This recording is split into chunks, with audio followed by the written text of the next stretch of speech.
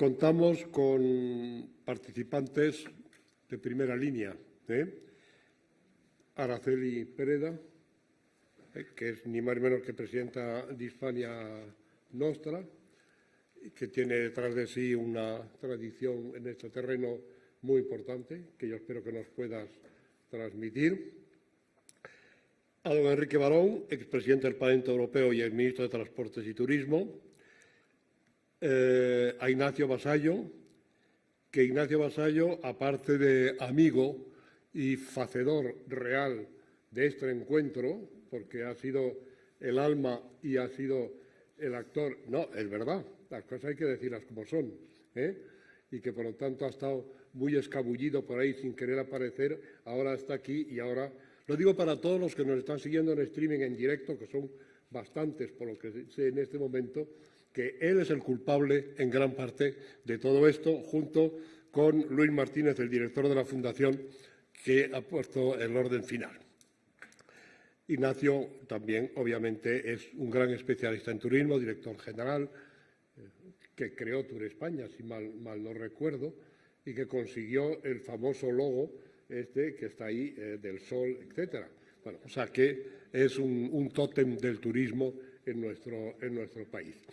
Y, finalmente, Marta Laguna, que es decana de la Facultad de Ciencias Sociales, Jurídicas y de la Comunicación. Gracias, Marta, por participar también y podrá darnos la visión académica del tema. Y aquí termina mi función de intervención y de presidencia, daros la palabra y espero que después, si hay debate, pues podamos verlo. Araceli, adelante. Buenos días. Muchas gracias por la invitación a la Fundación Balsaín y por poder participar en esta 10º ciclo de patrimonio y valores democráticos. Y quiero comenzar, aparte de por dar las gracias, con un recuerdo especial para alguien que ha perdido el patrimonio, el mayor patrimonio que tenemos, que es la vida. Y, por lo tanto, lógicamente, en estos días uno no puede dejar de pensar en ese patrimonio. El primero es la vida, luego es el patrimonio material y el inmaterial. Es decir, todo eso, mucha gente lo ha perdido durante estos días y yo quiero que cuando hablemos de patrimonio, y hablamos en España, además, estamos incluso uniéndonos con otras asociaciones para intentar conocer qué es lo que ha pasado en el campo del patrimonio material e inmaterial en estos días, es decir, estamos trabajando en ello. Y me pide, fundamentalmente, Ignacio Vasallo, que fue quien me contactó, me pide la organización que presente el tema de esta jornada de patrimonio, turismo o valores democráticos desde el ámbito de las instituciones europeas. Y lo voy a leer porque me ha dicho que sea muy estricta, con unos 15 minutos, y quiero serlo. Y en Europa las culturas compartidas a lo largo de muchos siglos, el patrimonio cultural puede constituir una herramienta para el entendimiento y para la convivencia, porque turismo y educación, y la educación que promueve, son las que promueven, en cierto modo, el patrimonio cultural, acaban convirtiéndose en un instrumento para el conocimiento del otro, para la tolerancia, en último extremo, para la paz. Y conocemos también que el turismo es una forma excelente de facilitar el acceso al patrimonio cultural y fomentarlo. Pero, como decía nuestro compañero de la Asociación de Amigos de Segovia, también plantea retos relacionados con la masificación, la apropiación cultural, la pérdida de autenticidad, la frivolidad, en cierto modo la frivolización a veces del patrimonio, el patrimonio convertido casi en un parque temático.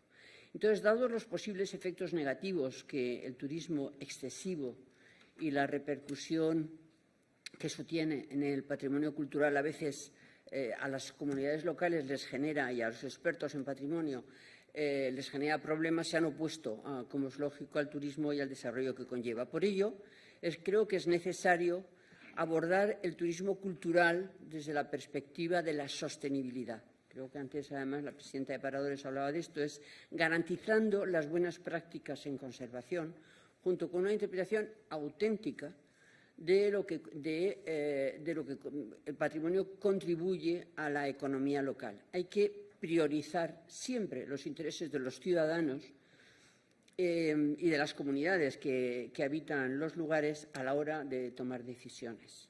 Y otro factor decisivo es la implantación de las comunidades locales y de las partes interesadas en los procesos de toma de decisiones para garantizar que los resultados beneficien tanto al patrimonio cultural como a la población local, porque el patrimonio, la función fundamental es que se mantenga por y para los ciudadanos, para las personas, y sin su colaboración no existen garantías de perdurabilidad. Son los ciudadanos quienes garantizan que eso lo podamos transmitir a las generaciones venideras. Pero para contar con la participación ciudadana necesitamos educación y enseñar a valorar. No nacimos aprendidos. La cultura, ni en la cultura ni en nada. En la cultura y los símbolos de esa cultura, la historia que son nuestro patrimonio, necesitan educarse.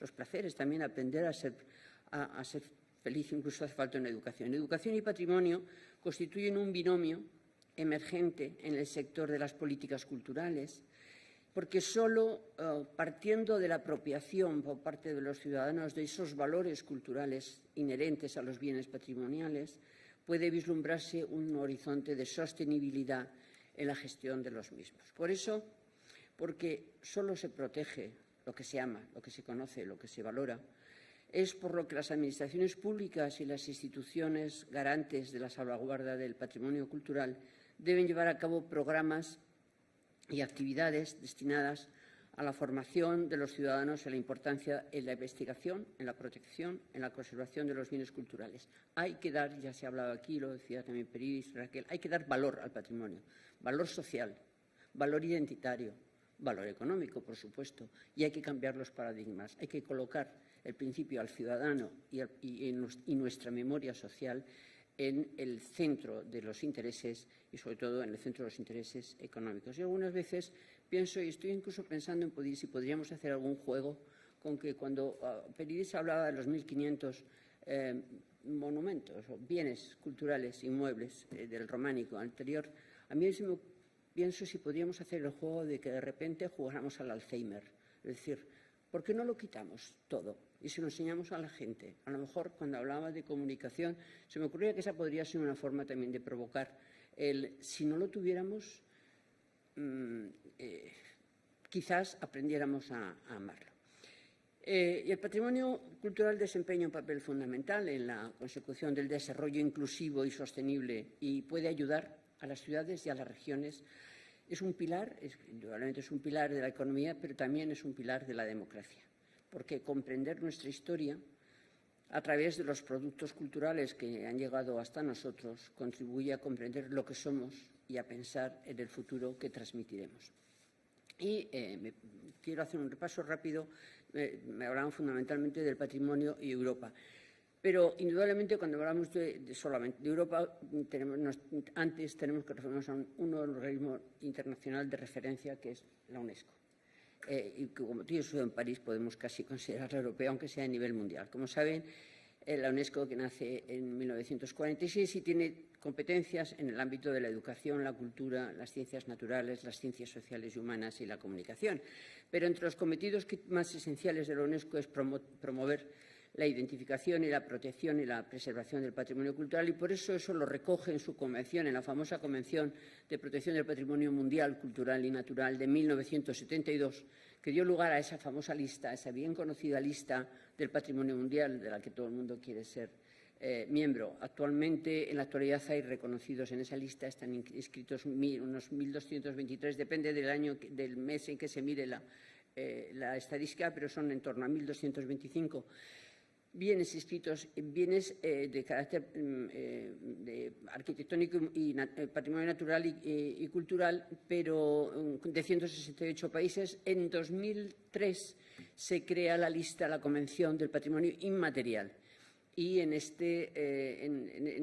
esta lista, en España hay unos 20 bienes incluidos en esa lista de patrimonio inmaterial, entre ellos, por ejemplo, el Toque Manual de Campanas, que Hispania nos ayudó a que se propusiera como patrimonio de la humanidad y así fue aceptado en el año 22.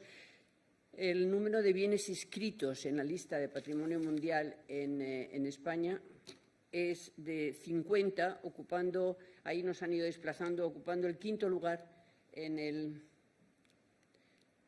vamos a ver si está por ahí los números. No, es igual. España, como le digo, tiene 50 bienes inscritos en esa lista del patrimonio cultural y natural.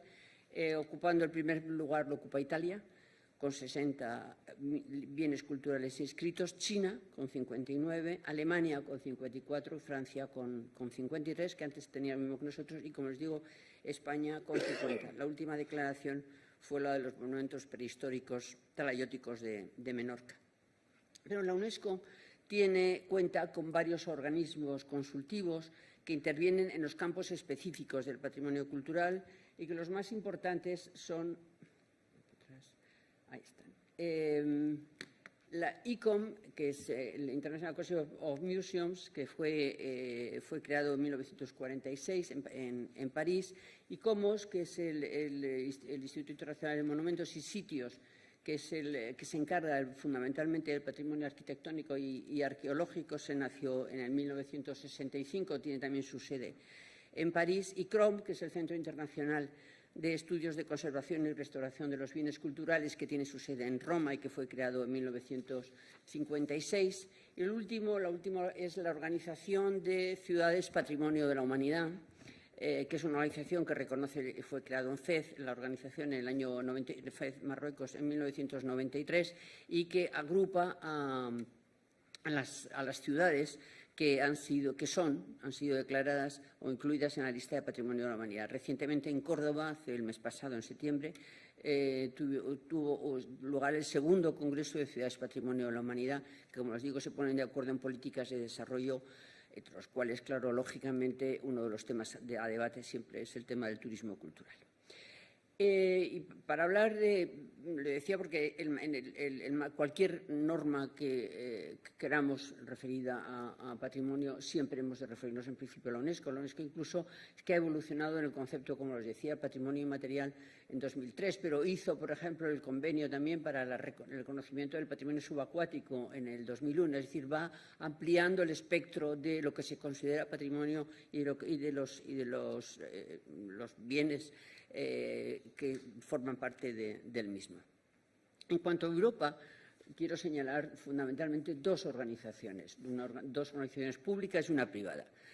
La primera, lógicamente, la primera organización pública es la Unión Europea.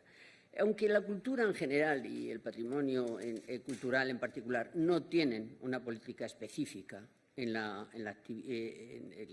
actividad cultural, y ya digo, y más aún la de patrimonio dentro de cultura, está incluida en una comisaría con unas numerosas denominaciones, se llama Innovación, Investigación, Cultura, Educación y Juventud. Hay, sin embargo, un programa en el campo de la herencia cultural que está bastante bien representado. Se trata de la New European Bauhaus, la nueva Bauhaus europea, que es una iniciativa de la Comisión Europea muy reciente, del 2021, y que se propone cambiar la calidad de vida de los habitantes basándose fundamentalmente en el patrimonio como una referencia en la calidad de vida de los ciudadanos. La nueva Bauhaus hace un llamamiento a todos los europeos para que imaginen y construyan un futuro sostenible e integrador que sea hermoso para nuestras mentes, nuestros ojos y nuestras almas. En España, quien gestiona todas las actividades relacionadas con la New European Bauhaus es el Ministerio de Vivienda y Agenda Urbana, en concreto la Dirección General de Agenda Urbana y Arquitectura. Casi al mismo tiempo que la creación de la NEB, la propia Bauhaus crea unos premios.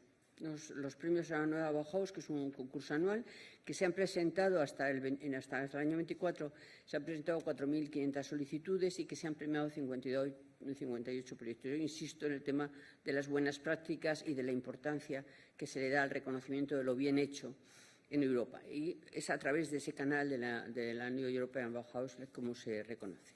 Pero el cambio climático y la liquidación y la degradación medioambiental son, yo creo, los dos mayores desafíos que la Unión Europea se plantea y considera que en esta lucha, en esta importancia, la importancia que tiene el cambio climático y la degradación, el patrimonio juega un gran papel y ha creado el Marco Europeo de Actuación sobre el Patrimonio Cultural, que destaca su potencial para mejorar la calidad de vida basada precisamente en la conservación del patrimonio cultural. El marco tiene como 3 objetivos fundamentales. Uno, que es regenerar las ciudades y las regiones a través del patrimonio cultural. En segundo lugar, promover la reutilización adaptativa del patrimonio inmobiliario. Y, en tercero, compaginar el acceso al patrimonio cultural con el turismo cultural sostenible. Este término en Europa se le concede mucha importancia. La Unión Europea, además, crea programas de cooperación con las ciudades y las regiones y ha puesto en marcha numerosos programas que no los menciono ahí, todos estos, pero no me detendré porque pueden ustedes entrar y comprobarlo en las páginas web de la Unión Europea. Y porque quiero centrarme en otra gran organización europea que es clave, es una referencia clave para nosotros en la conservación del patrimonio cultural y natural. Se trata del Consejo de Europa. El Consejo de Europa, que se quiere, bueno, como saben, es una organización que se constituye fundamentalmente para la defensa de los derechos humanos, pero considerando la cultura uno de los fundamentales derechos humanos. Y toca muy diversos aspectos, pero nos interesa a nosotros porque su actividad, aunque tenga numerosos campos, tiene una gran influencia, ha ejercido una gran influencia sobre todo lo que son los conceptos de patrimonio y sobre las tipologías, la evolución del concepto de patrimonio y de las tipologías de patrimonio en el modo de protegerlo, en el modo de conservarlo, en el modo de difundirlo y de mantenerlo. Es decir, una evolución, digamos que para nosotros la referencia filosófica, la referencia fundamental desde el punto de vista ideológico, el Consejo de Europa.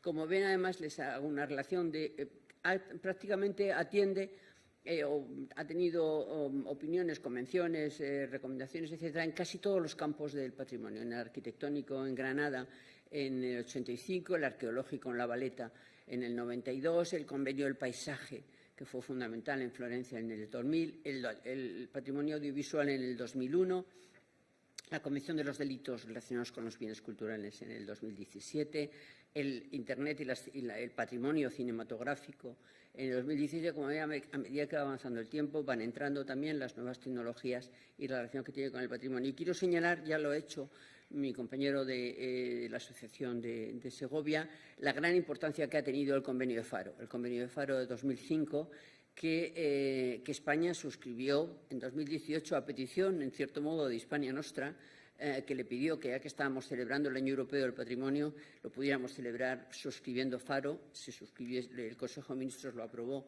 en 2018, aunque luego el Parlamento lo ha hecho en el 2022, creo. Esta es la segunda gran institución y dentro de esta institución hay algo que ha sido muy importante en el campo del patrimonio, de la Unión de Patrimonio y Turismo. Ha sido la creación del Instituto de los Itinerarios Culturales Europeos, que tiene su sede en Luxemburgo, depende del Consejo de Europa, hasta el momento que, además, el itinerario cero fue el Camino de Santiago, la declaración del Camino de Santiago. Entonces esa comisión la presidía un español, José María Ballester, y ahora en la actualidad ya hay 48 itinerarios culturales europeos que forman parte de esta enorme red. Y no puedo, como es lógico, dejar de hablar de la participación social a través de las entidades cívicas. Y la referencia por excelencia en Europa es Europa Nostra. Europa Nostra, que es una institución europea que agrupa a más de 400 organizaciones activas en el campo del patrimonio cultural, que se extienden por todo el territorio europeo, que integra de esas 400, 250 son aproximadamente organizaciones asociativas, es decir, asociaciones pues, como la nuestra, como Hispania Nostra. Nosotros somos los representantes de Europa Nostra en España. 150 organizaciones asociadas que son normalmente gubernamentales o autoridades locales o corporaciones y 1.500 miembros individuales. Los principios fundamentales de Europa Nostra son, en primer lugar, son el lobby. Ellos se definen así como la voz de Europa en el Parlamento, o la voz de Europa en la defensa del patrimonio. El segundo es movilizar a la sociedad para salvar los sitios en peligro. Han creado un programa que se llama Los 7 Most Endangered, los sitios más en peligro. Y, en tercer lugar, lo más conocido quizás de la actividad de Europa Nostra, que son los premios del patrimonio europeo, premios Europa Nostra. Comenzaron en el año 78, nacieron solo con una tipología, premios a la conservación. Peridis tiene 2 o 3, no tienes 3, porque es de Santa María la Real de Aguilar de Campo, la enciclopedia del Románico. Bueno, ahora lo vamos a ver, porque he traído las de Castilla y León, pero estos son los premios. Pero en el 2002 la Unión Europea decidió no crear nuevos premios e incorporó a los que ya celebraba Europa Nostra, incorporando 4 tipologías más, además de la de conservación. Las tipologías son, la categoría 1 es conservación, la 2 es investigación, la 3 educación, la 4 participación ciudadana y la 5 campeones del patrimonio. Le he traído simplemente a modo, bueno, ya que estamos en Castilla y León tiene 36 premios recibidos de Europa Nostra. Estos son empezó, y además el mismo año que se crearon los premios, en el año 78, se le dio a Covarrubias. Covarrubias fue uno de los primeros. España sigue siendo el país más premiado, que más premios ha recibido, más reconocimientos ha recibido del patrimonio europeo. En eso sí seguimos siendo líderes. Estos son los 36, los pueden consultar, se van a quedar aquí. El último ha sido precisamente el último ha sido de Hispania Nostra. Como les digo, hablo de Europa Nostra, y cuando hablo de Europa Nostra y de participación civil y de España, lógicamente tengo que hablar de Hispania Nostra, la asociación a la que yo represento. Esta es una institución que va a cumplir 50 años, nació en el 76, nace con la democracia, con la voluntad de un grupo de personas que compartían los ideales europeos de defensa del patrimonio. En el 75 se había celebrado el Año Europeo del Patrimonio Arquitectónico, se había hecho una reunión en Granada, y se habla de la necesidad de la participación social como un pilar fundamental en la defensa del patrimonio. Si no se cuenta con la sociedad, el patrimonio no se conserva, y se pone en manos a la obra un grupo de amigos en el 76 y crean la Asociación Hispania Nostra, que ha ido evolucionando tanto en sus objetivos como en sus contenidos, en sus métodos de trabajo. Ha ido evolucionando al mismo tiempo que lo hacía el concepto de patrimonio y que lo hacían las tipologías de patrimonio y que lo hacía la propia sociedad. Estos son los principales programas. El objetivo de Hispania Nostra, que como les digo nace con esa idea europea y representando además a Europa Nostra en España, de dar voz a la participación social, a las situaciones menos conocidas, a las que siempre como un instrumento complementario de otras instituciones públicas y privadas, tiene una serie de objetivos. Pero digamos que como los objetivos fundamentales son 3. Uno, que es poner el foco sobre lo que está en peligro, porque mantengo la teoría del maestro Peridis: es mejor prevenir que remediar, es mejor prevenir que curar. Y entonces nuestras actuaciones son, y ahora con el tercer programa, cuando hable de micromecenazgo se lo diré, lo importante es consolidar antes de que se destruya, y muchas veces es más importante prevenir que hacer grandes intervenciones muy costosas. A veces conservar el patrimonio es cuestión de cuidadito, y no es cuestión de mucho dinero, y es cuestión de participación social. Entonces, ponemos el foco, y eso quizás da lugar a una de las actividades más conocidas de Hispania Nostra, que es la lista roja de patrimonio en peligro. La lista roja la creamos en el año 2017, pero hemos querido, nuestra obsesión siempre es decir qué es lo que corre peligro, pero también decir lo que se hace bien. Entonces, hemos hecho la lista verde y la lista negra, que voy a ponerles las de Castilla. Estos son los bienes que están en la lista. Estos son los premios Hispania Nostra, pero paso a la lista roja de patrimonio. Ahí está. En la lista roja de patrimonio en peligro en Castilla y León, que son 429 bienes, pero verán que 78 han pasado a lista verde y 4, desgraciadamente, han pasado a lista negra. Estos son los que la negra es cuando se han muerto. cuando han desaparecido. Entonces, como les decía, este es el objetivo, poner el foco sobre lo que sale de ese peligro. El segundo punto es reconocer las cosas que se hacen bien y por eso creamos los premios a las buenas prácticas. Estos son los premios a las buenas prácticas en Castilla y León, que concede Hispania Nostra, con 3 categorías. La categoría de intervenciones en el territorio y en el paisaje, segunda categoría, las que provocan desarrollo social y económico, y en tercero, aquellas que se señalizan y se comunican. Hay un premio especial a la comunicación porque nos parece que el patrimonio se comunica muy mal en España y se señaliza peor todavía. Estos son los bienes premiados en Castilla. Y luego hay un programa, un tercero, que es, bien, decimos lo que no está bien, decimos lo que corre peligro, decimos también lo que intentamos señalar, las cosas además las más modestas, y dentro de eso lo que hace la participación, primamos la participación ciudadana sobre las grandes intervenciones costosas, pero que a veces son de las administraciones públicas. Pero que decimos una herramienta, y tenemos esta herramienta. El micromecenazgo es una plataforma que ha creado Hispania Nostra, la única que creo que existe en España, para promocionar, es decir, para ayudar las propuesas que vienen siempre desde la participación social. A veces es un alcalde pedáneo de un pueblo de 5, el primero que hicimos fue así, y además fue en Burgos, fue en Bellida, me parece que era.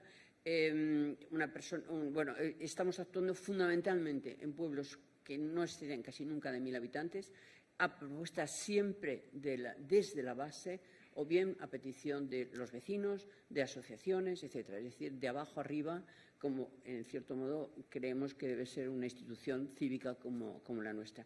Como ven, se ha intervenido, por ejemplo, con este programa de micromecenazgo, que es relativamente reciente, porque nos ha costado mucho además que se conozca y que se difunda, pero en fin, cada vez se va utilizando más. Nosotros solo somos la plataforma, el dinero pasa simplemente desde la asociación directamente a quien realizan la intervención. Y entonces, digamos que esos son los 3 pilares. Pero además existen otros muchos programas, como les decía, y con esto ya creo que no me paso, son la lista roja, los premios. Normalmente, ¿qué es esto de una buena práctica? Yo creo que merece un debate. Entonces, cada año hacemos unas jornadas sobre uno de los temas de patrimonio, qué es una buena práctica en turismo, qué es una buena práctica en exposiciones, qué es una buena práctica en restauración o en intervenciones, etcétera. Eso se hace una vez al año y ahora, dentro de un mes, el 17 de diciembre, presentaremos el libro de las buenas prácticas de 12 años que llevamos, 11-12 años que llevamos haciendo estas jornadas, que está patrocinada por una institución privada que es la Fundación ACS. Los premios están patrocinados también por la Fundación Banco, estaban patrocinados por la Fundación Banco de Santander, porque este año nos han cortado el convenio con nosotros, pero en fin, vamos a seguir con los premios y ya encontraremos un patrocinador. El micromecenazgo es un programa estrictamente de Hispania Nostra, que la plataforma la ponemos nosotros. Las publicaciones y revistas, hacemos una revista que se llama Hispania Nostra, que se publica 2 veces al año, y hacemos una que es la única, creo que hay, de patrimonio cultural y derecho, que tiene ya 20 y tantos años de actividad y que se publica una vez al año. Y es importante, cuando hablaba el compañero de Segovia, hay una red de asociaciones que desde el principio Hispania Nostra ha intentado fomentar y que ahí queremos insistir y queremos crecer en el futuro, en ser de algún modo el nodo que ayude a la red de asociaciones en España de defensa del patrimonio a crecer y a estar más presentes socialmente en las normas, en las leyes, en la ejecución.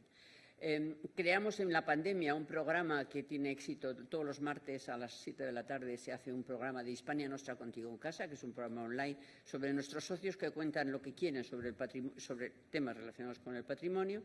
Hacemos visitas de excursiones y dentro de poco entregaremos en la granja, les anuncio ya el 31 de enero, ya que nos acompaña el alcalde de la granja de San Ildefonso, entregaremos los premios Europa Nostra y los premios a las buenas prácticas, los entregaremos en la granja el día 31 de enero a las 12 de la mañana. Y nada más, muchas gracias por su atención.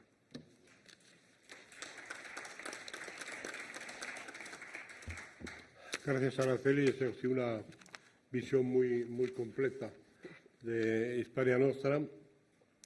Y también te agradezco la referencia al Consejo de Europa, porque ha sido un elemento clave, yo creo, en el concepto de la defensa del patrimonio en Europa, y en la época que a mí me tocó allí, concretamente a José María Ballester, que fue el alma de establecer los itinerarios europeos.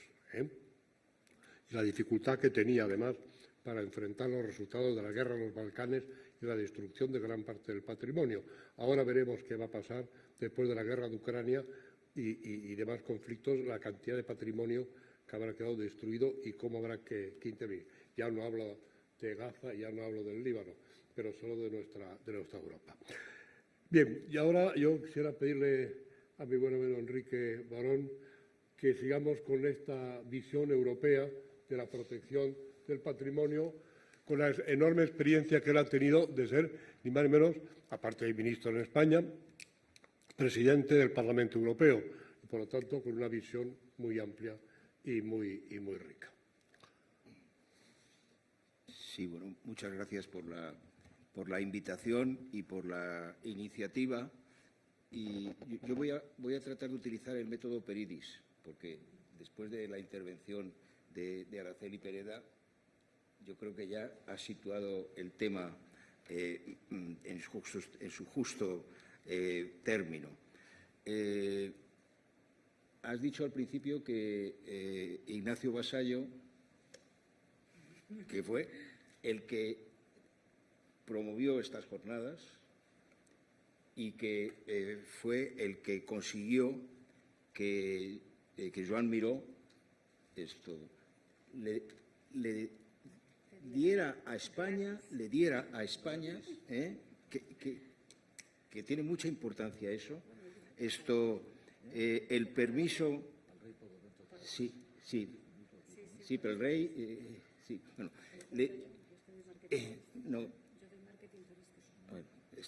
Joan Miró autorizó que se utilizaran para España las letras del Mundial de Fútbol del 82, y luego yo era ministro, él era director general de promoción turística, me lo contó, me dijo, Picasso, hace falta cambiar el logo de España con la democracia. Y no había logo. No, pues fíjate, bueno, había logo.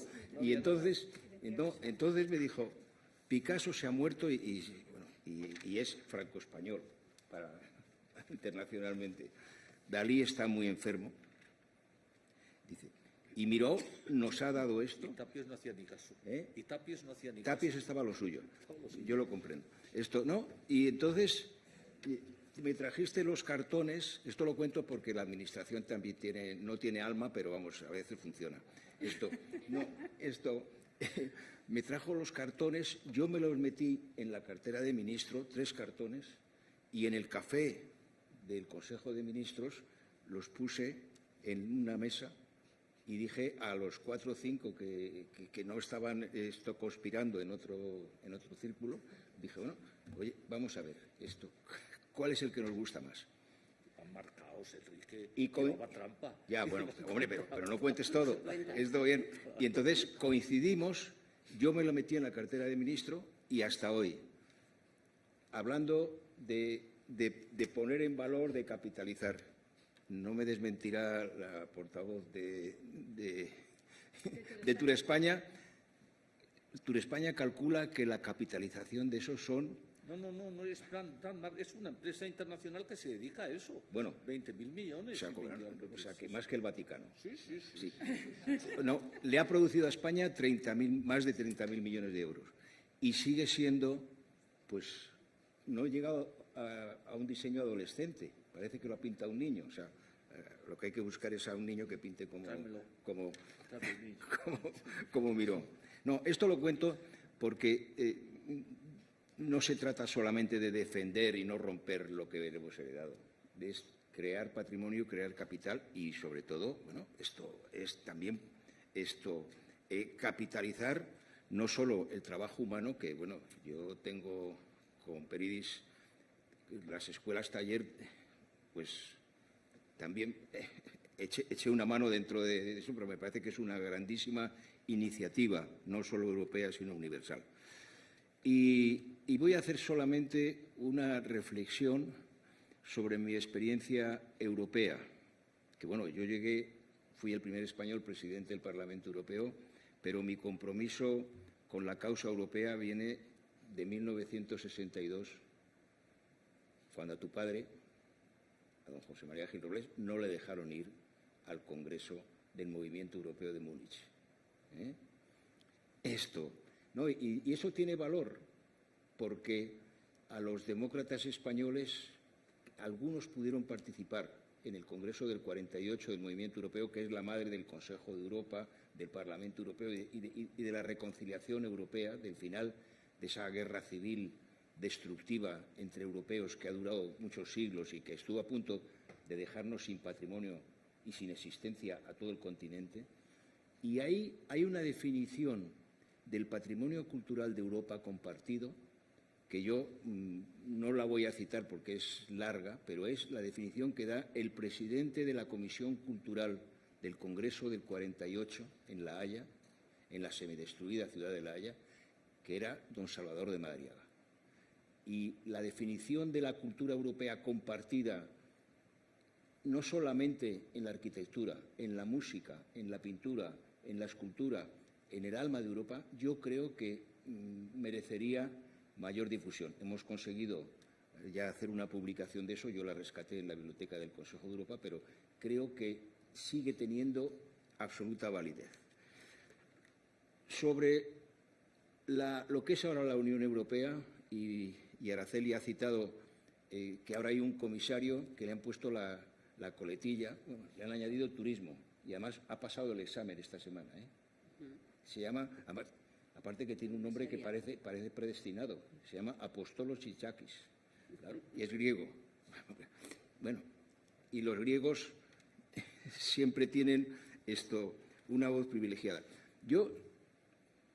Cuando se habla de Europa, se habla de todas las guerras que hemos hecho, se habla de todas las crisis, se pone en televisión unas fotos que no se comprenden de señores. Ahora ya hay alguna señora que manda, afortunadamente.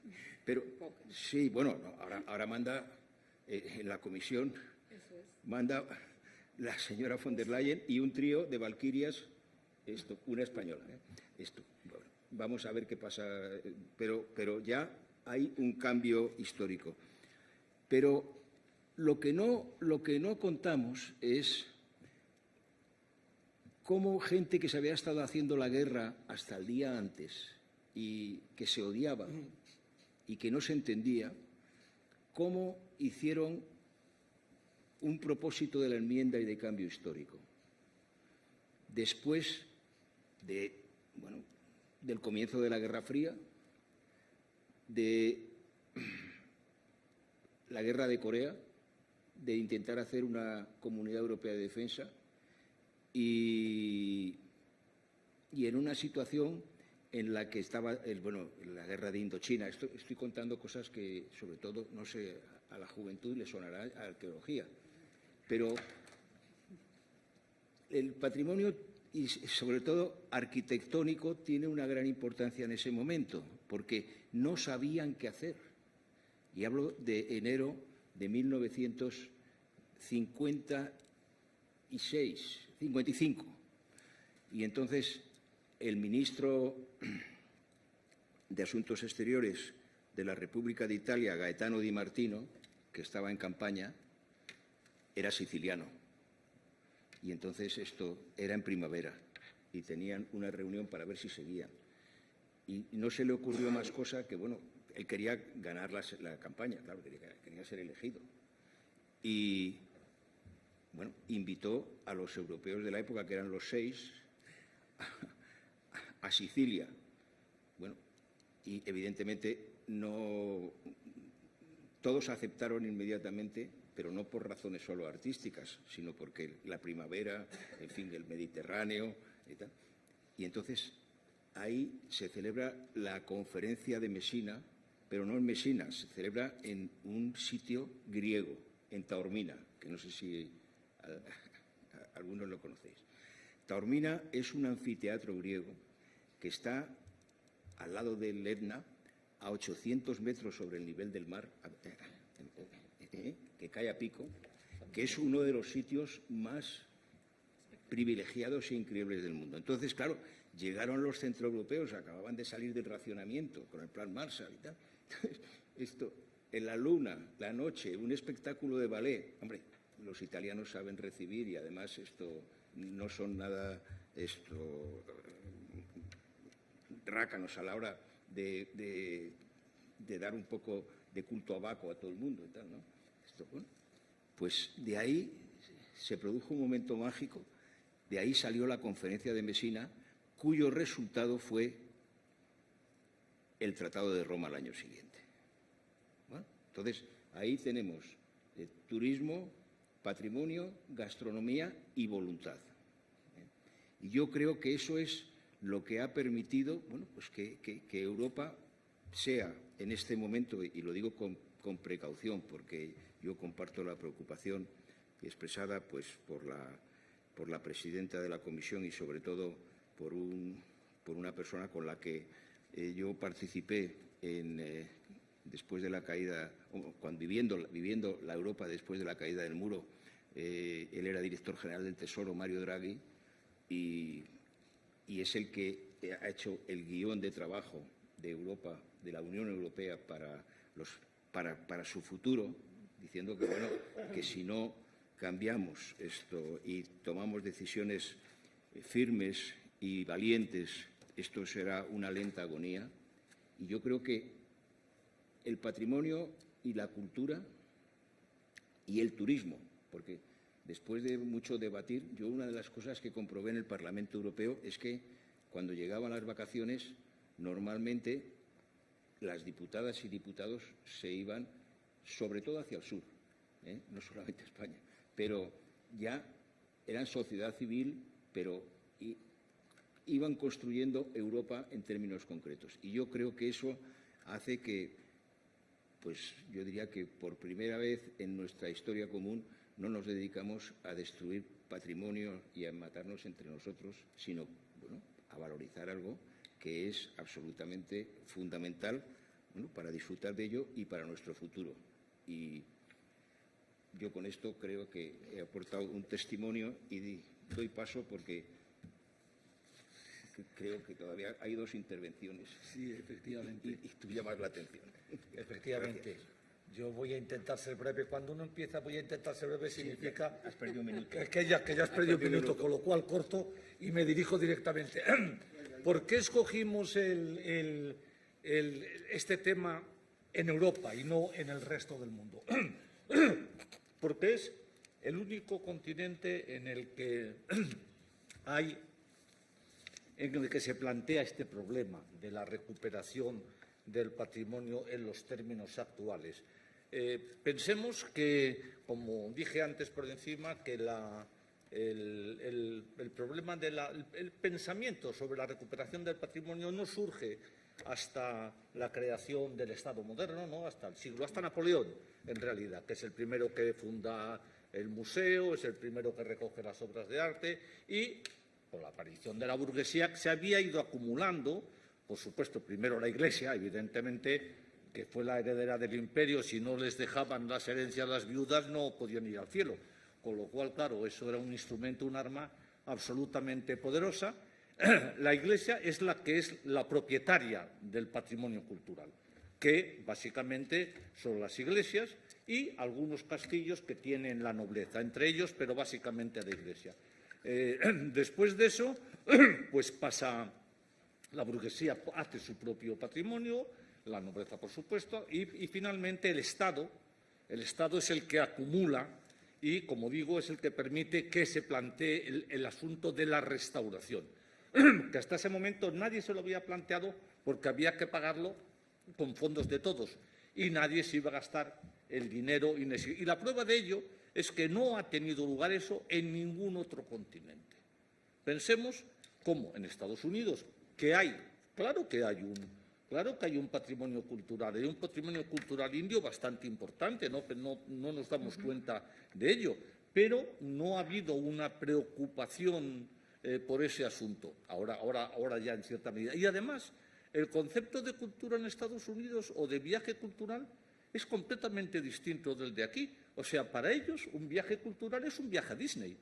O sea, ir a Disney es un viaje cultural, cosa que aquí nos sorprende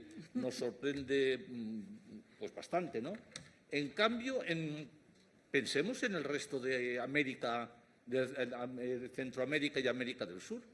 ¿Acaso estaban preocupados desde la independencia o a partir de la independencia o antes por su patrimonio inmenso que tenían allí? Cuando se empezó a estudiar la cultura maya, ¿quiénes empezaron a estudiar la cultura maya? Fueron los arqueólogos americanos, a partir de 1920, Fijaos qué datos más. ¿O qué era Egipto? En Egipto no había investigaciones ni desenterramientos, no los hubo hasta que los ingleses, también en los años 20, o incluso más tarde en los países asiáticos, Angkor Wat, por ejemplo, que todo el mundo sabía que existía y había algunas cosas, no fue recuperado patrimonialmente hasta los años 50. Y lo mismo con Borobudur, el mayor templo hinduista, y así con casi todo. Esto es un concepto totalmente nuevo y muy integrado en Europa. En Asia, en el resto de las culturas asiáticas desarrolladas económicamente como Japón, el patrimonio cultural es un concepto intelectual, no es un concepto físico. Los templos, además en general construidos de madera, no son del siglo IX. Es el espíritu el que es del siglo IX. Y la transmisión de ese espíritu es la transmisión del patrimonio. Por eso esa distinción que habláis los expertos entre patrimonio material y patrimonio inmaterial es tan importante. No nos olvidemos, la restauración del patrimonio es cosa de ricos. No pueden pensar en restaurar el patrimonio los que no tienen unos recursos muy fuertes. Y el segundo asunto que yo planteo, doy más preguntas que respuestas, es hasta qué punto la restauración mantiene el espíritu original y hasta qué punto es algo nuevo, que viene a raíz de todo esto.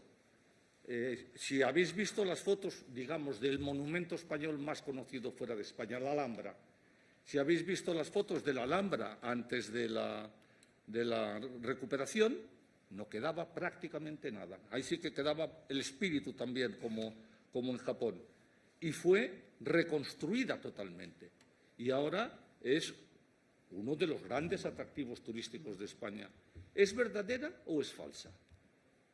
¿Qué es la Acrópolis de Atenas? Bombardeada por el ejército turco en 1647 y destruida completamente. ¿Qué es? ¿Es una recuperación verdadera? ¿Es una recuperación falsa? ¿Hasta qué punto es legítimo hacer eso? Son preguntas que estoy planteando. ¿Hasta qué punto es legítimo hacer eso? Y bueno, ¿qué es? ¿Es verdadero o es ersatz?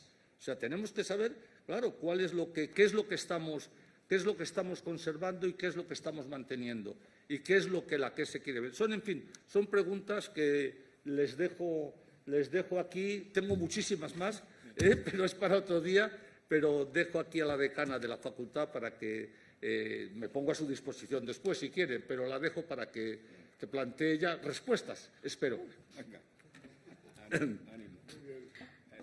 Muchas gracias.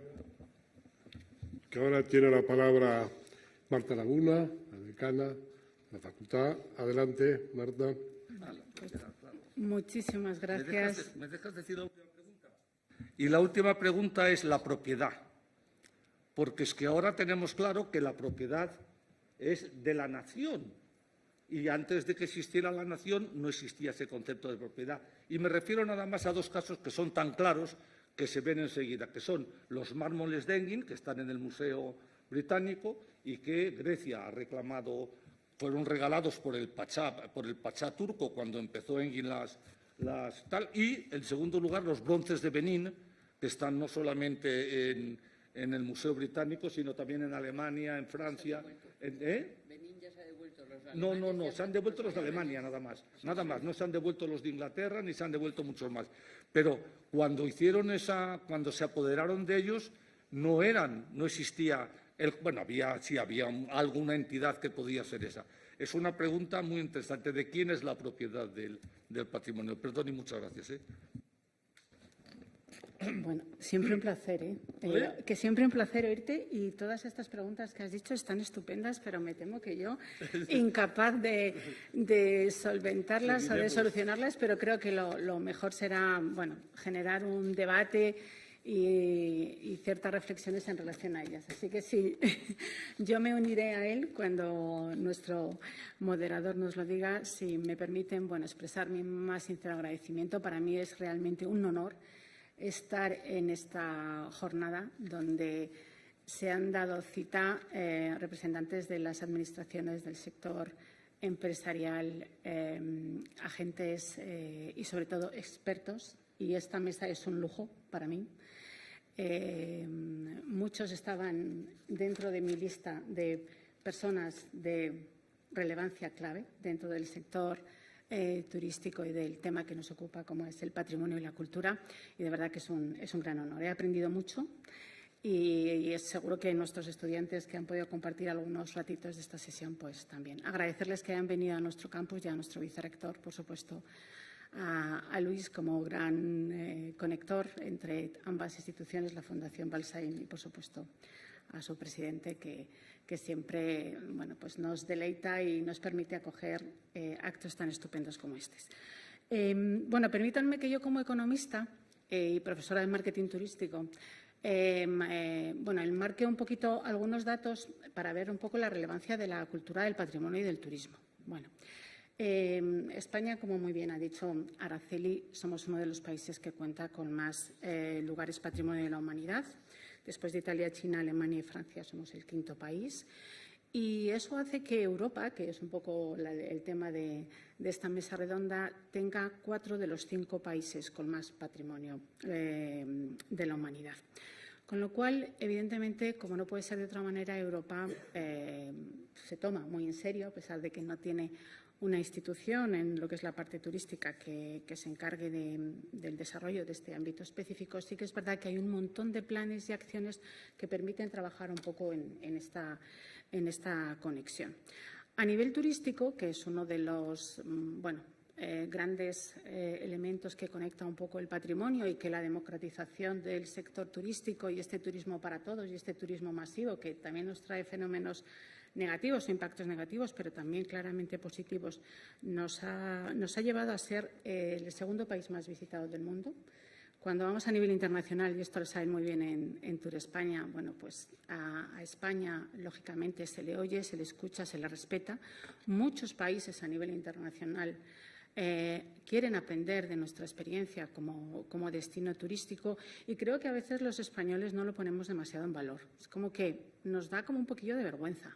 No de vergüenza, es una falsa humildad, ¿no? Pero es que somos el 2º país más visitado del mundo, somos el 4º en gasto. Posiblemente hay todo un dilema de si realmente tenemos que seguir creciendo cuantitativamente o más cualitativamente. 4º en gasto turístico internacional. ¿En gasto? En ingresos recibidos. En absoluto. Pues somos el 2º. Luego lo miramos. Es que eso me toca todos mis estudios, toda una vida de estudio. Pues entonces luego lo miramos. Estamos un 30% por encima de Francia y un 40% por encima de Italia, de Inglaterra y de Estados Alemania. Unidos es la primera, El primero es Estados Unidos y somos los segundos. Pues nada, luego chequeamos fuentes, que a lo mejor es que no está perfecto. Pues venga, el 2º. Somos el 2º en las dos cosas. Eso, segundo. Entonces, y en visitantes también te diré una cosa. En mejor. pernoctaciones estamos por encima de Francia. El primero es Estados Unidos en todo, que es el continente. En pernoctaciones, en ingresos, en todos los demás tal, estamos por encima de Francia, incluido el turismo interior. O sea que está claro que, que os dan unas informaciones que no son buenas. Genial. Pero tú sabes que la Organización Mundial de Turismo está contabilizando llegadas internacionales, claro, no pernoctaciones. Porque son franceses, porque la fundó un francés. Sí. Claro que sí. Estas son estas cuestiones estadísticas que efectivamente hay que ir a la al cómo se generan. Lo fundó Linati, que era francés y además cogieron un método que es el francés y que hemos seguido aceptando malamente todos los demás. Perdona. No, bueno, pues No, mira, que no es la esto culpa me sirve tuya, es de la MT. para reivindicar posiblemente el protagonismo de España, que Claro, tiene que haber claro. mayor. Posiblemente nosotros tenemos capacidad, conocimiento y expertos, precisamente, dado que somos sede, la tenemos en Madrid, para intentar cambiar, modificar o mejorar esta parte estadística. O sea que yo coincido plenamente contigo y en la medida de las posibilidades. Pero bueno, incluso los franceses no son capaces de quitarnos que somos una de las industrias turísticas, según el Fondo Económico Mundial, más competitivas del mundo, que eso no es nada fácil de conseguir tampoco. Y según un estudio de Google y Deloitte, en el año 2040 las previsiones lo que dicen es que seremos el país con más turistas del mundo. Uy, Dios mío, fíjate de Deloitte, te contaré cosas de Deloitte. Es el conjunto de becarios que hacen unos estudios que son impresentables. Eso Pero, ¿nos es creemos ese mentira. dato o no? Eso no nos lo creemos. Bueno, pues nada. Nunca vamos a pasar en Francia, y te explicaré luego por qué. Nunca vamos a pasar en Francia en ese concepto estadístico, nunca. Porque cada vez que tenemos 4 turistas más de Alemania, ellos tienen 8, porque pasan por Francia, duermen un día, 4 turistas, vienen a España 15 días, 4 Ya. turistas, vuelven a Alemania, pasan por Francia un día, 8 turistas. O sea, Francia 8 turistas, nosotros 4. Imposible, o sea, es Aquiles y la tortuga, es imposible. Es una chorrada. Lo de Deloitte es una chorrada. No hagas caso y no hagas caso nunca de lo que dice Deloitte. Bueno, como vamos a llegar al 2040, en una jornada similar, lo que vamos a poder decir es, oiga, yo en el 2024 me creí... ¿Quién tenía razón, claro, Deloitte o Vasallo? No. Venga. me da que tú. Te da que yo. Hombre, Pues muy bien. hombre. Lo tengo más estudiado. Sí. Claro. Bueno, y la experiencia siempre es son grado.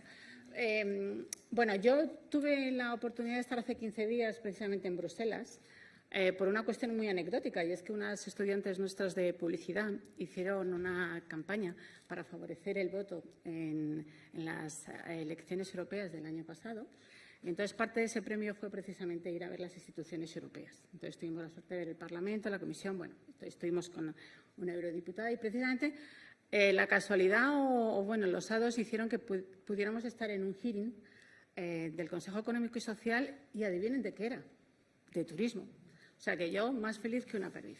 Entonces, allí tuve la oportunidad de ver un poco también hacia dónde se está moviendo, cuáles son las preocupaciones y, sobre todo, qué es lo que estaban hablando los expertos, precisamente al Consejo Económico y Social, para intentar incentivar, sobre todo, la sostenibilidad y la competitividad del sector turístico a nivel europeo.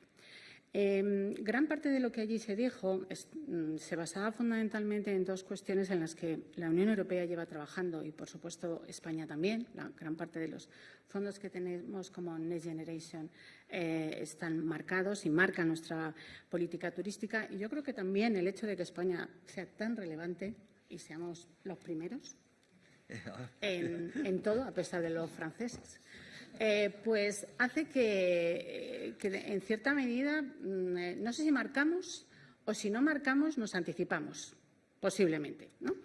Entonces, gran parte de las líneas de trabajo y de los programas y planes en los que se están trabajando en Europa y, por supuesto, en España, y yo aquí saco mucho el orgullo, es el tema de la sostenibilidad. La sostenibilidad es uno de los pilares básicos que van a marcar el presente, bueno, están marcando el presente y posiblemente van a marcar el futuro de nuestro sector turístico. Y aquí sí que enlazo un poco con algunos debates que se han producido esta mañana, y es que ahora mismo el concepto de sostenibilidad es un concepto muy amplio, es un concepto que está trabajando en los 3 grandes ejes o el triple balance. El tema medioambiental, que a veces es el que más nos llega como consumidores, ¿no? Y bueno, pues porque creo que ha habido más comunicación, también más educación. Ahora, desde que los niños son pequeños, están trabajando en guarderías, en colegios, el tema de los ODS, todas estas cosas, y yo creo que eso, en el fondo, va a calar a medio plazo. Pero, por supuesto, también una sostenibilidad social, y eso enlaza mucho con un concepto que me gustaría introducir, que es el concepto del ecosistema turístico. a veces se plantean agentes que parece que tenemos como intereses contrapuestos, y yo creo que todo es bastante más natural de lo que a veces nos empeñamos en analizar. Y es que realmente estamos todos en el mismo barco. Es decir, hay agentes que son económicos, y hay agentes que son empresariales, y hay agentes que son sociales. Y, por supuesto, en todo el desarrollo y la planificación turística tienen que estar todas las asociaciones, los grupos de interés y, por supuesto, los habitantes. Porque, al final, gran parte de este patrimonio vivido, ¿no?, y esta historia tan bonita que nos ha contado Peridis, es que realmente si no estamos, si no conectamos y no tenemos presente a la gente que forma parte de ese patrimonio, que generación tras generación de alguna manera lo han cuidado y forman parte de su historia, posiblemente nos estemos cargando gran parte de la esencia de ese patrimonio. Entonces, la sostenibilidad a nivel social implica necesariamente tener en cuenta todos esos intereses, tener en cuenta la calidad de vida de las personas que forman parte de cada uno de esos destinos y hablar en términos de empleo, porque a veces se demoniza un poco al sector turístico. Y yo formo parte de la Conferencia de Decanos de Turismo de España. Nosotros estamos detectando esto que comentaba un poco nuestro vicerrector, que es común a todas las facultades de España. Yo hablaba, por ejemplo, con el decano de Sevilla o el decano de Málaga, que incluso ellos sí que son facultad de turismo, y me decían que están teniendo problemas para cubrir plazas, incluso en ciudades que tienen esa magnitud. Y hacíamos una reflexión un poco de que últimamente en los medios de comunicación lo que más trasciende es el efecto negativo del turismo. Es decir, estamos mandando un mensaje fundamentalmente, pues eso, y que es claro que existe, de gentrificación, de turismofobia, de overtourism o de turismo excesivo. Y a veces yo en clase les digo a los alumnos que el turismo es un poco también como un coche. Es decir, un coche puede ser una máquina de matar, porque si lo coge un conductor kamikaze y va en dirección contraria, pues resulta que se estrella y puede llegar a matar gente simplemente por un accidente que ha provocado él. O puede ser un instrumento estupendo que nos da independencia, que además puede ser sostenible, que nos da comodidad. Entonces, yo creo que en el turismo a veces el problema es un tema también de planificación. Y aquí nos iríamos a la parte de la historia del turismo. Es decir, ¿cómo surge el turismo en nuestro país? Surge más como un medio que como un fin en sí mismo. Surge fundamentalmente, yo siento ponerme aquí en plan cebolleta, pero surge fundamentalmente, porque aquí empieza a llegar gente, vienen con divisas extranjeras, estamos en un aislamiento por el sistema político que teníamos de la dictadura, y entonces se ve que es la forma de generar ingresos económicos para poder comprar esos bienes de equipo que necesita nuestra industria, ¿vale? E intercambiar. Y eso hizo que posiblemente en el origen, cuando se piensa en el turismo, muchas veces se piensa más como un medio para otras cosas que como un fin en sí mismo.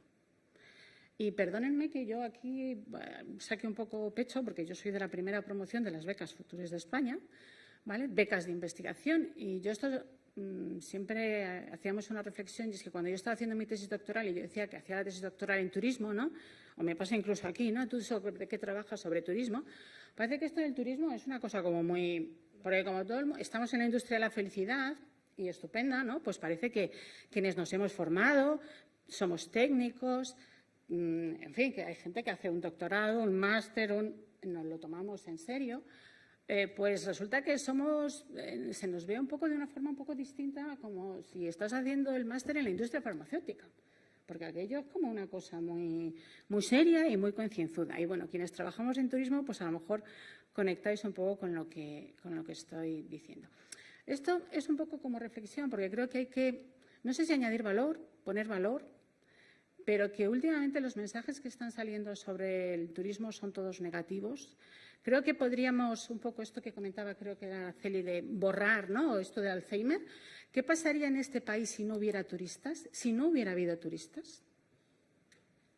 Si toda esa gente que viene, a pesar de que los franceses nos quitan algunos, y todo ese gasto que se genera no estuviera, ¿el problema es el turismo o estamos utilizando también... Voy a ir con las preguntas como tú, si te parece, Ignacio. Yo aprendiendo siempre de la gente que sabe. ¿O realmente se está utilizando para tapar otros problemas?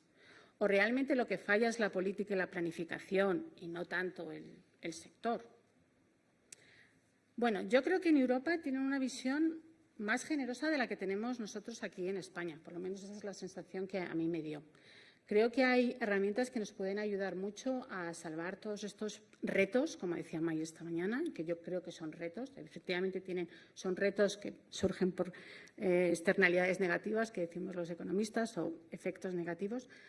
Pero creo que es un tema donde se puede trabajar y, además, los destinos que están en unas fases más de crecimiento, como ahora que vea Samuel, pues como es en el caso del Real Sitio de San Ildefonso, con toda la experiencia y el aprendizaje de otros destinos y los que se ha hecho mal, yo creo que pueden aprender a tener un crecimiento ordenado, ¿vale?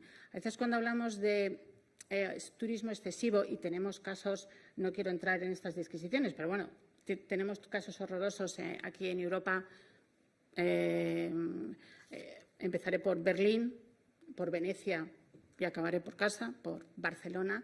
Hemos visto cómo en las últimas épocas, también en diferentes puntos de España, ha habido manifestaciones en contra. Y yo creo que ese en contra no es tanto por el sector turístico, sino por una falta de planificación y de organización, ¿vale? A veces cuando nosotros, como ha dicho May, trabajamos mucho con turismo de Segovia, les hemos hecho planes de reactivación turística de calidad, de todo tipo de cosas. Y a veces cuando afrontamos este tema, posiblemente lo que nos falla es la distribución espacial y temporal de los turistas. A ver, hay destinos que están saturados y están saturados. Porque, entre otras razones, allá podríamos hablar de cuáles son las razones. Porque a veces también uno de los problemas que tenemos es que intentamos actuar sobre los efectos y no sobre las causas. Es decir, si el problema de Venecia es que están desembarcando 10 cruceros con 4.000 personas, es que eso no hay quien lo absorba. Bien, entonces usted, como planificador de la ciudad, tendrá que decidir que aquí entran 4 cruceros o ninguno. Porque la gente tiene que vivir. Y los turistas que tienen que ir tendrán que poder sacarse una foto y poder andar por las calles. La cuestión está si a nivel, no sé si político o técnico, estamos dispuestos a hacer esta transición entre lo cuantitativo y lo cualitativo, que esa sería otra reflexión. Entonces, no todos los destinos están en el mismo punto, no todos los habitantes tampoco están con los mismos niveles ni de rechazo. Bueno, hay modelos técnicos, modelo de irritabilidad de Doxey, que estudian nuestros estudiantes de turismo, donde vemos cómo el turismo al principio se ve como algo positivo. Bueno, pues genera riqueza, genera empleo. En el ámbito rural o cuestiones o exponentes tan estupendos como Abadía de Retuerta, yo creo que tenéis un mérito estupendo porque conectáis el patrimonio, pero además fijáis población, contribuís a poner lugares en el mapa, a darles una singularidad y además tenéis un impacto en términos de fijación de población, que eso es social, pero para que la gente se nos quede en determinados entornos necesita también trabajo. Entonces, bueno, yo, perdonadme, no quiero extenderme, creo que Europa está trabajando bastante bien. La digitalización nos abre un área estupenda para poder seguir mejorando, avanzando hacia esta idea de turismo experiencial, de turismo creativo, a añadir valor o a poner el granito de arena para conservar nuestro patrimonio. Y yo creo que patrimonio y turismo realmente es un binomio que, si lo gestionamos bien, puede tener efectos muy, muy sinérgicos. Muchas gracias. Estamos ya llegando al final de nuestro tiempo, pero en esta mesa ha habido muchos interrogantes y una estupenda polémica que sigue entre dos de nuestros participantes ajenos a la realidad de la mesa, como en el colegio. Ha habido esos interrogantes. Ya. Esos interrogantes encima de la mesa, algunos de los que Ignacio ha planteado, concretamente sobre las restauraciones y el espíritu que hay detrás, es verdad que presenta una duda vital. Por ejemplo, en Europa, en Alemania, que quedó devastada por los bombardeos, lo que han hecho los alemanes es reconstruir las ciudades, no modernas y con los nuevos criterios que hubiese pasado del medievo, sino tal y como estaban en el momento antes del bombardeo. Y la residencia de Múnich la han reconstruido pieza a pieza y estuvo bombardeada hasta el final. entras ahí y entras en una realidad virtual. Pues sí, es una realidad virtual, pero para ellos es un problema de identificación nacional, de identidad nacional. Vemos lo que pasa, la catástrofe natural, no ya de la guerra, de Notre Dame de París. El gran debate de la restauración de Notre Dame de París es o lo dejamos en ruinas y hacemos una estructura ultramoderna para dejar claro lo anterior o no, y al final decidieron reconstruir Notre Dame de París tal como estaba antes, incluido con los añadidos que no tuvo originalmente, como la famosa flecha. ¿Por qué? Porque Notre Dame es un factor de identidad nacional en Francia. Y entonces es mucho más que el monumento en sí mismo, es parte de la historia del país. Por lo tanto, ahí hay una serie de factores que se mezclan. Ya sabemos que ahora, cuando entremos en Notre Dame, pues diremos, ¡ay, qué bonito! ¿Esto era así? Bueno, suponemos que sí, pero ya no podemos hacer esa valoración. Ya no es la Notre Dame, es otra cosa. Entonces, sí, nos guste o no, aquello fue destruido y ahora hemos hecho uno nuevo, igual, pero siempre estará en nuestro recuerdo que esto no fue lo que es. Pero para el pueblo en sí mismo es su identidad, recuperan su monumento y ellos se encuentran. Bien, es debatible, claro que es debatible, evidentemente. Pero ahora, si os parece bien, nos quedan unos minutos, podemos abrir un periodo de preguntas. Pueden ustedes preguntar a todos menos a los dos finales, porque si no, no tendremos ninguna resolución. Pero, en fin, queda abierto el debate para que pregunten a quien quieran de la mesa lo que les parezca.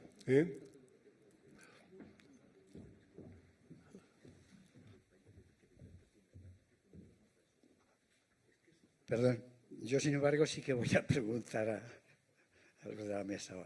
Es decir, Marta, me ha gustado mucho la idea de ecosistema que has dicho.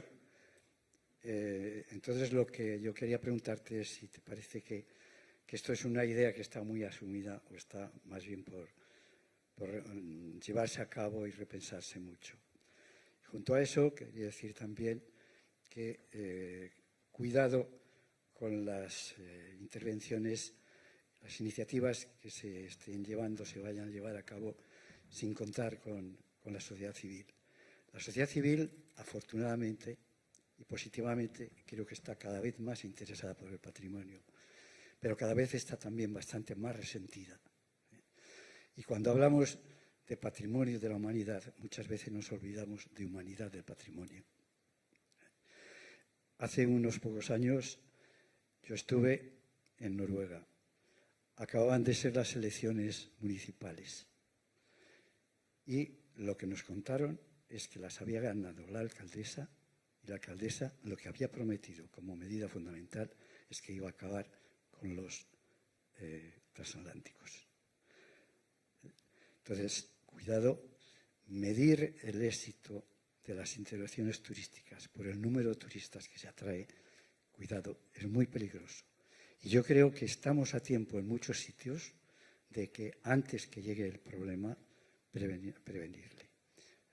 Bueno, eso es lo que te quería decir. Sobre todo, la pregunta era sobre todo a lo del ecosistema y si realmente es algo que está asumido o es necesario insistir. Vale, pues muchísimas gracias por la pregunta, Pedro. A ver, los investigadores y la academia que está trabajando como turismo ya llevamos años hablando del concepto de ecosistema turístico. De hecho, cuando se habla un poco de cuál es el impacto del sector turístico dentro del PIB y demás, bueno, desde la época de Manolo Figuerola, que yo era becaria allí cuando entraba en la Subdirección General de Planificación y Perspectiva Turística, pues ahí con su carpeta y hacía ahí sus cálculos. Una de las cuestiones que siempre se nos plantea es que el sector turístico es un sector locomotor, es decir, tiene un impacto directo, pero tiene un impacto indirecto muy grande. De hecho, creo que cuando hablamos del sector turístico, en realidad hablamos de un sector que está implicando a los tres grandes sectores de nuestro país. Es decir, nuestra gastronomía y nuestra restauración necesita el sector primario. Es decir, es que sin la agricultura y la ganadería, ¿vale?, nuestra gastronomía no es lo que es. Pero es que sin una industria transformadora, como pueden ser la parte de las bodegas, ¿vale? España no se podría posicionar como un destino enogastronómico tan brutal como el posicionamiento que tenemos y que hay que seguir avanzando en esa línea y además traer a un turista o a un visitante con un impacto económico muy grande, un segmento más cualitativo. Turespaña lleva años ya trabajando gracias a sus oficinas comerciales en el exterior, precisamente estudiando mercados, diseñando experiencias y productos, porque a España no la podemos vender igual a un ruso, a un coreano, a un japonés o a un americano o a un alemán. Entonces, nosotros sí que trabajamos ya mucho con este sentido de ecosistema turístico y esto desde una perspectiva amplia, donde la población civil, que a mí me gusta hablar más de los habitantes, es que un lugar no es solamente el patrimonio y las calles por las que tú pasas, sino que sus habitantes, las zonas de paseo, el ambiente de la propia ciudad, eso es algo que es singular, porque podríamos hablar del concepto de autenticidad también y de la turistificación, que mejor no lo vamos a sacar, pero bueno, es imprescindible contar con los habitantes. Y, de hecho, yo creo que, sinceramente, desde la parte política turística, bueno, voy a decir algo de Turespaña otra vez, los planes de sensibilización turística, hace ya décadas, trabajaron en esta línea. Antes incluso que los de excelencia o los de mejora de calidad. Es decir, primero tenemos que contar a la población local qué es esto del turismo. Tenemos que acoplar intereses. Y es súper importante porque la ciudad no está hecha para el turista. Está hecha sobre todo para quienes vivimos en ella. Y no es tan complicado si nos escuchamos y si vemos formas de conciliar, conseguir intereses comunes. Pero posiblemente lo que hay detrás de todo esto, y hablando un poco y conectando con lo que comentabas de la sociedad civil, es que tenemos que hacer primero una reflexión de qué tipo de modelo turístico queremos para cada uno de los sitios. Y a veces es verdad que nos puede el efecto de corto plazo.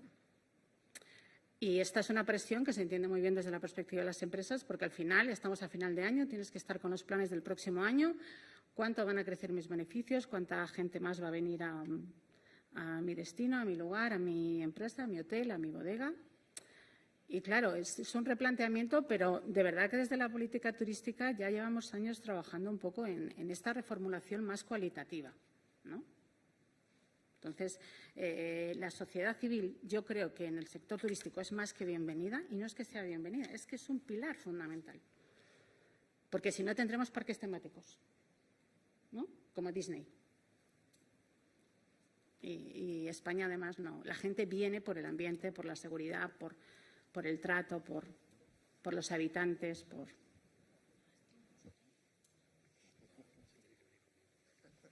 Tenemos una pregunta, pero no nos dejan.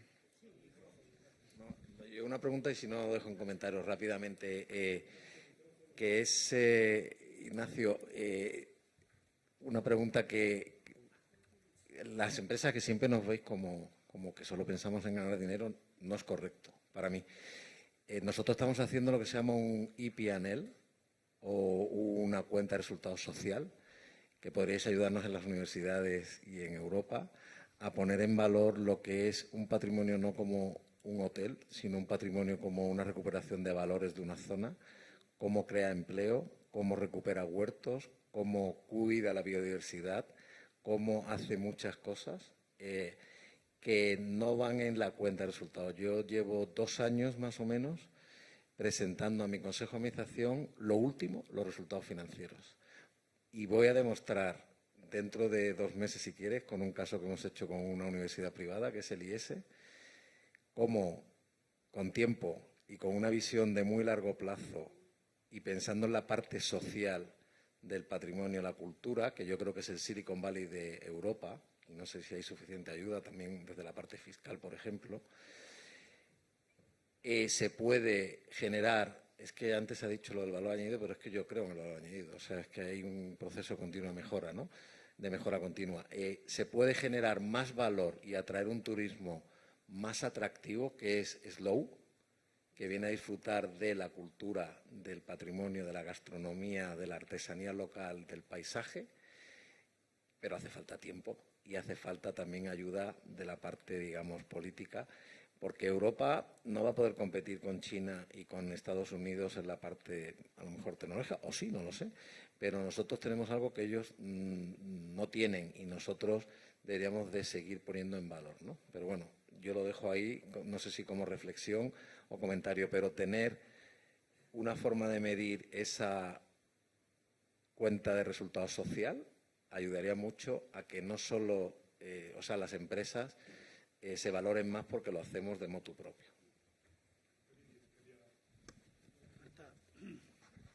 Muy bien. Las personas.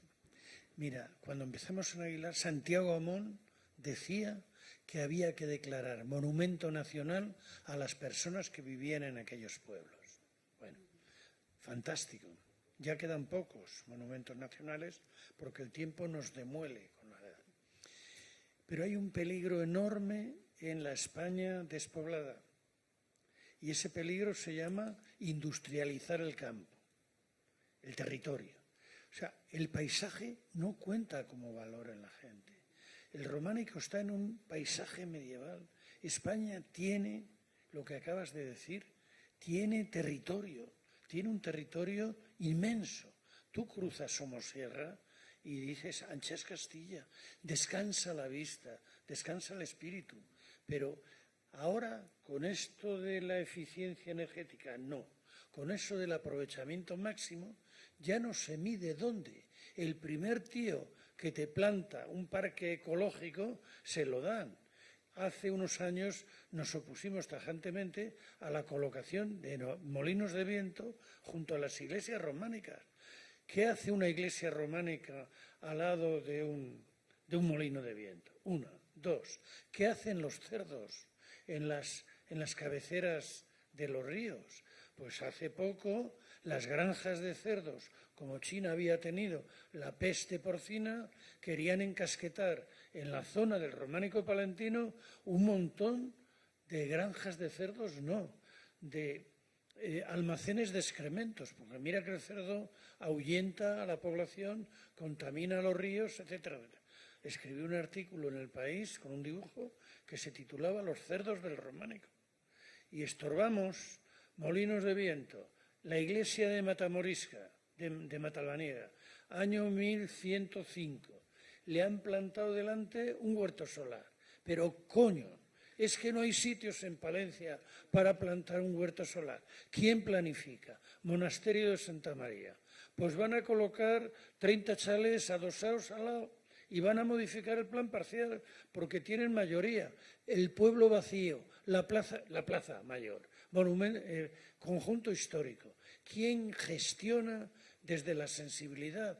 ¿Dónde están los Poredes en cascada? ¿Por qué no procesan a esa gente los fiscales? Porque la Constitución lo decía muy claro. He visto ahí un artículo que digo, pero si esto se lo tienen que aplicar al 30% de los alcaldes, pues con que se lo apliquen a 5 y escarmienten, pues probablemente conseguimos algo. 50 años creando ambiente, creando población, creando riqueza, creando empleo, demostrando que el patrimonio es memoria, es imagen y es economía y es formación, etc. Y de un plumazo el ayuntamiento te ha colocado primero una urbanización en el entorno del monasterio, pero es que no hay más sitios, no, porque hay un propietario que tiene, de verdad, es descorazonador ver surgir molinos de viento en cualquier sitio. El Estado debiera de acotar zonas de imposible colocación y otras que sí, pero no se puede sacrificar todo el territorio por una ola que viene ahora como viene. Muy bien. ¿Quién quiere responder? Puesto que era una mesa de Europa, más que una pregunta, una constatación. En Europa, siento ser un poco provocadora, pero si lo veis, mirad bien, en la Constitución española sí que aparece el tema del patrimonio.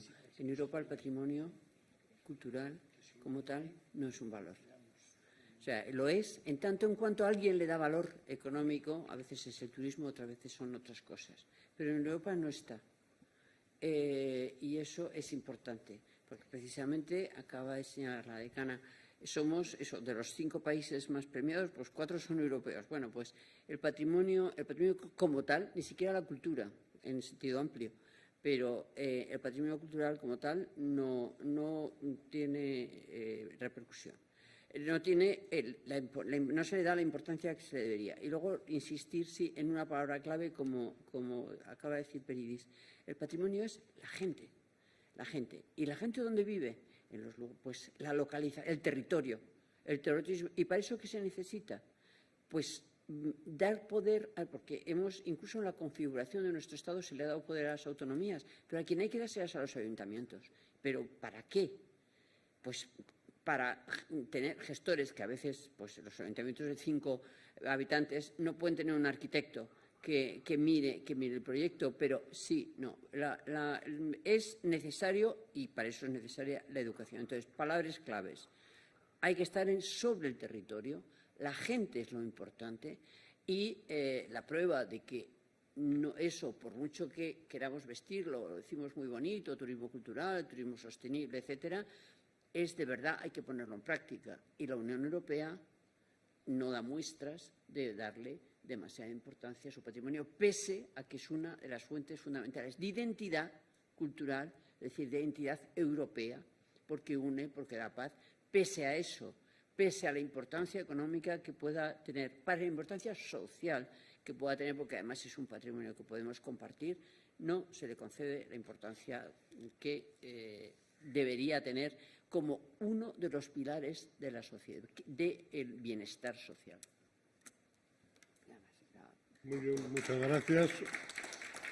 Yo creo que hemos llegado a la fase final. Voy a pedir a los miembros a que no se muevan, porque vamos a entrar, si no os importa, en la parte final, y es la valoración general que yo le pediría a Ignacio que haga sobre los trabajos de esta mañana, y luego las palabras de cierre, y con eso damos punto final al seminario.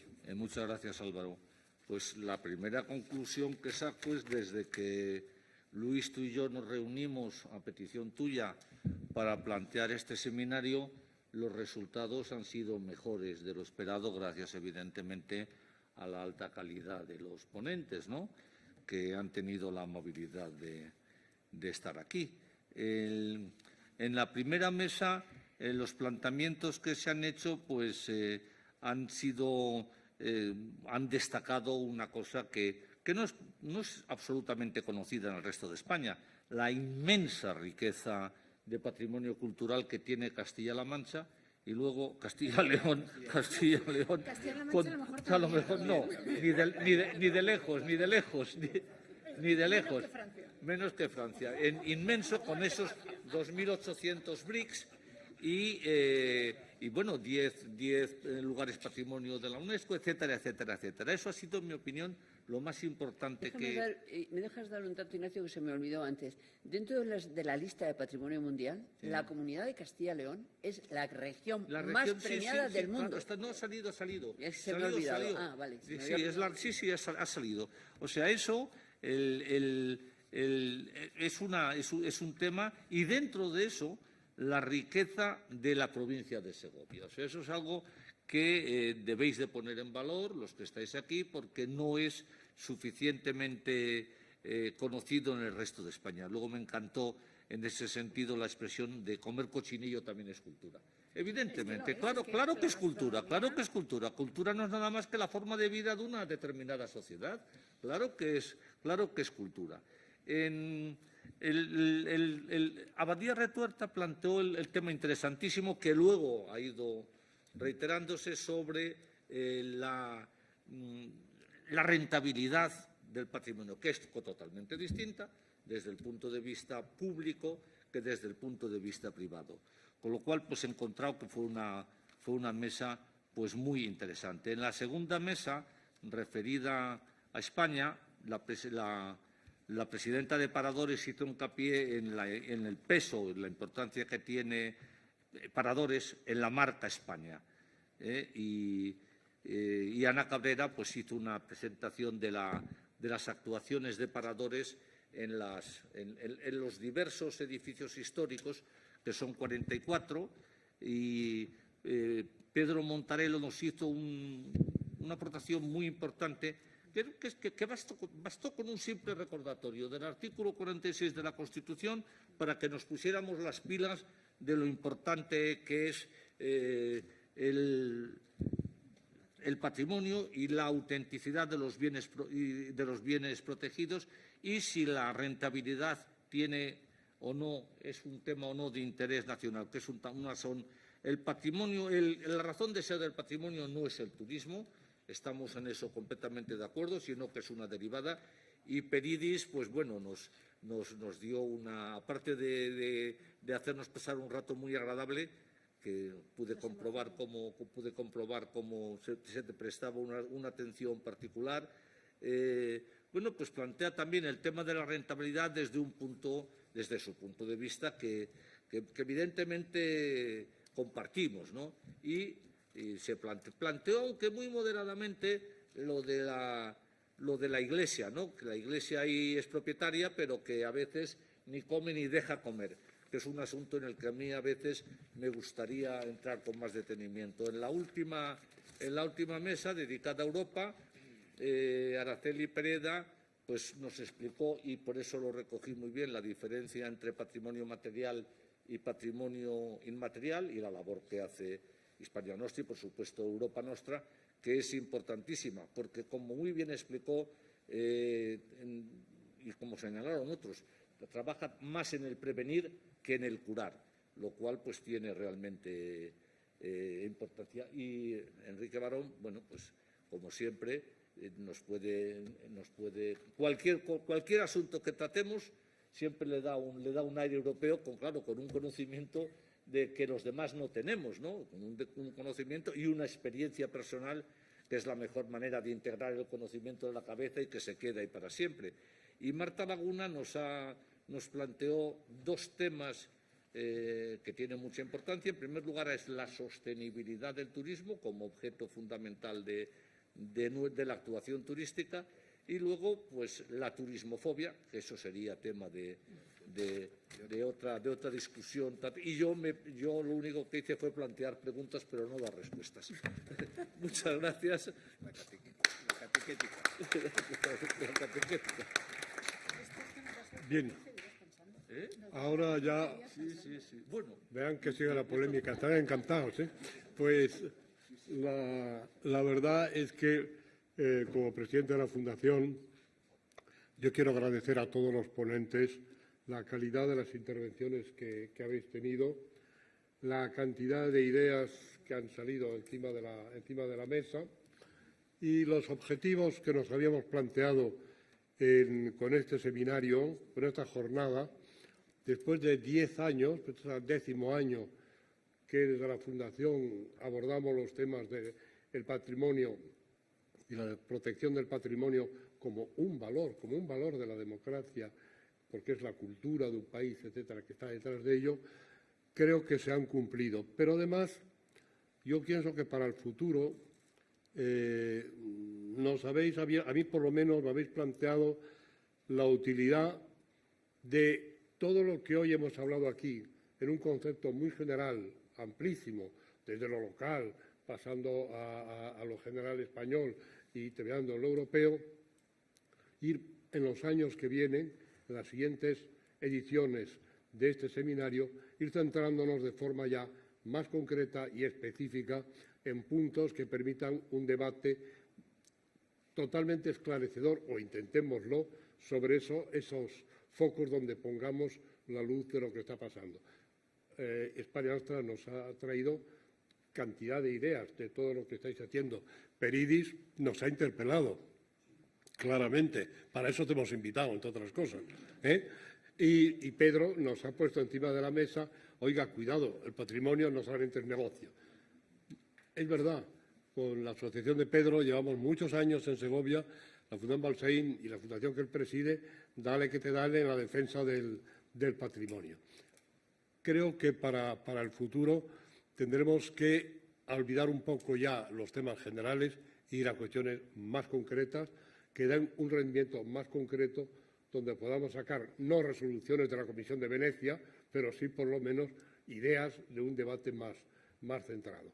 Y yo en eso implicaría a todos los que han estado aquí que les consultaremos para ver cómo podemos hacer la continuación de este seminario de forma operativa. Y no te vas a escapar, Ignacio, te tendremos metido en medio, aunque tú quieras huir de ello. En fin, muchas gracias a todos, a los asistentes, a los estudiantes que han estado o no estado, han ido, se han movido, pero ha sido muy interesante. Y a nuestro querido alcalde de la granja y patrono de la fundación, eso hay que decirlo, y de manera también muy especial a Luis, el director de la fundación, que ha llevado el alma de la organización de este seminario, porque yo materialmente no he podido con mis viajes, mis organizaciones. Y, cómo no, al alma mater universitaria, que una vez más nos ha recibido, nos ha soportado y nos ha iluminado en muchas cosas. Ahora todo lo que tenemos que conseguir es que los estudiantes piensen en algo más que en el teléfono y en la tableta. Pero eso está al caer. Bueno, en todo caso, a todos muchas gracias por la participación. Que no sepan que es la última vez que los tenemos apuntados en la lista y que les iremos buscando nuevamente para ir trabajando en el futuro. Porque patrimonio somos todos. Y esa es la idea que tenemos que transmitir. Es decir, no es solamente algo que vemos ahí y se queda. Esperemos que en el futuro sea un mensaje más potente hacia nuestros hijos, nuestros nietos y las generaciones que vengan, que se identifiquen con el país y que se identifiquen con toda la historia del país, sea buena o menos buena, da igual, pero ahí está. Y ese es el país donde estás y donde vas a vivir. Bueno, nada más. Muchas gracias. Perdón por el sermón final, pero levantamos la sesión. No sé si tú quieres decir algo más, Luis. Nada. Y muchas gracias. Y quedan todos convocados para el futuro. Gracias.